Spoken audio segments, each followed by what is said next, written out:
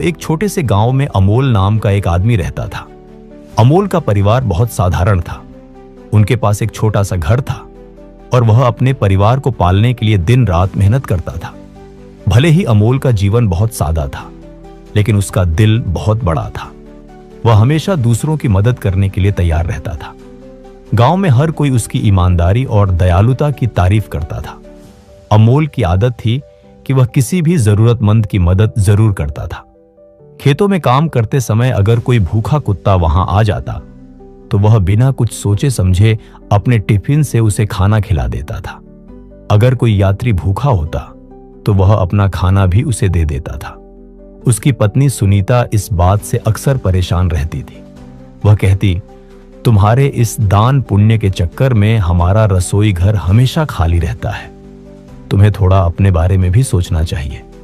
लेकिन अमोल मुस्कुराकर जवाब देता, सुनीता, भूखा पेट सबसे बड़ा दुश्मन होता है। अगर हम किसी की मदद कर सकते हैं तो हमें क्यों नहीं करनी चाहिए? भगवान सब कुछ देखता है। एक दिन दोपहर के समय जब अमोल घर पर आराम कर रहा था, तभी दरवाजे से एक बूढ़े साधु बाबा की आवाज आई। उनकी आवाज बहुत कमजोर थी, जैसे वे बहुत थके हुए और भूखे हों। सुनीता ने उनकी आवाज सुनी, खिड़की से झांका और बड़बड़ाते हुए बोली, लो, अब ये भी आ गए। लगता है आज फिर रसोई खाली हो जाएगी। अमोल ने उसकी बातों पर ध्यान नहीं दिया और दरवाजे की तरफ चल दिया। जब उसने दरवाजा खोला तो देखा कि साधु बाबा बहुत दुबले पतले और थके हुए थे। उनके कपड़े गंदे थे और चेहरा पसीने से लथपथ था। अमोल ने तुरंत उन्हें अंदर बुला लिया। बाबा, कृपया यहां बैठिए, मैं आपके लिए थोड़ा पानी लाता हूं। वह अंदर गया, एक लोटा पानी लाया और साधु को दे दिया। बूढ़े बाबा ने धीरे धीरे पानी पिया और चैन की सांस ली। उनके चेहरे पर शांति आ गई। साधु बाबा ने कहा, बेटा, मैंने 2 दिन से कुछ नहीं खाया है। अगर तुम मुझे थोड़ा खाना दे सको तो मैं तुम्हारा बहुत आभारी रहूंगा। अमोल दौड़कर रसोई में गया, लेकिन वहां जाकर उसने देखा कि सिर्फ 2 रोटियां ही बची थीं, जो उसने खुद के दोपहर के खाने के लिए रखी थी। फिर भी बिना कुछ सोचे उसने दोनों रोटियां उठाईं और वापस जाने लगा। सुनीता ने उसे रोक लिया। उसने गुस्से में कहा, तुम यह क्या कर रहे हो? ये रोटियां तुम्हारे लिए हैं। अगर तुम ये भी दे दोगे तो तुम क्या खाओगे? ये साधु किसी और के घर भी जाकर मांग सकते हैं, लेकिन हम भीख मांगने कहां जाएंगे?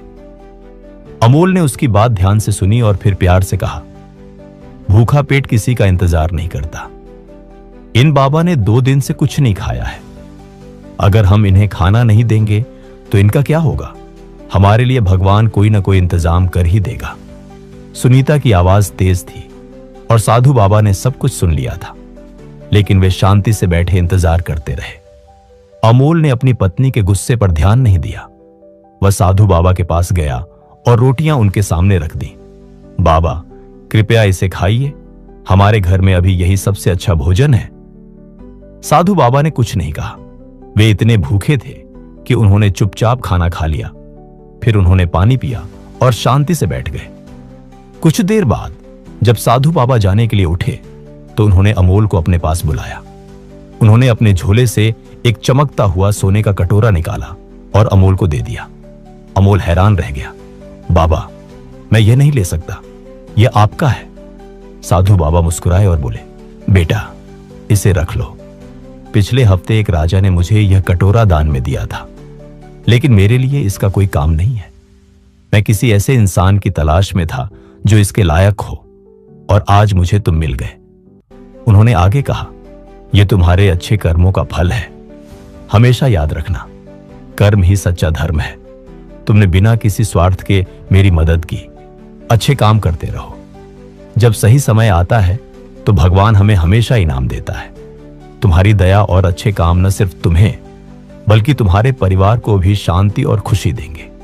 इस कटोरे को अपने पास रखो और इसे समझदारी से इस्तेमाल करना, लेकिन इसकी वजह से अपनी अच्छाई को कभी बदलने मत देना। यह कटोरा सिर्फ एक निशानी है जो यह याद दिलाएगा कि भगवान अच्छे कर्मों की कद्र करता है। यह कहकर साधु बाबा वहां से चले गए। अमोल उस कटोरे को हाथ में लिए उन्हें जाते हुए देखता रहा। उसकी आंखों में खुशी के आंसू थे। उसने खुद से वादा किया कि हालात चाहे जैसे भी हों, वह हमेशा दूसरों की मदद करता रहेगा। दोस्तों, कर्म ही सच्चा धर्म है। जो इंसान फल की चिंता किए बिना दूसरों का भला करता है, भगवान उसे किसी न किसी रूप में उसका इनाम जरूर देते हैं। इसलिए सही काम करने और दूसरों की मदद करने से कभी पीछे नहीं हटना चाहिए। अगर आपको यह कहानी पसंद आई हो तो इसे लाइक करें, अपने दोस्तों और परिवार के साथ शेयर करें और ऐसी ही प्रेरणादायक कहानियां सुनने के लिए हमारे चैनल को सब्सक्राइब करना न भूलें। धन्यवाद।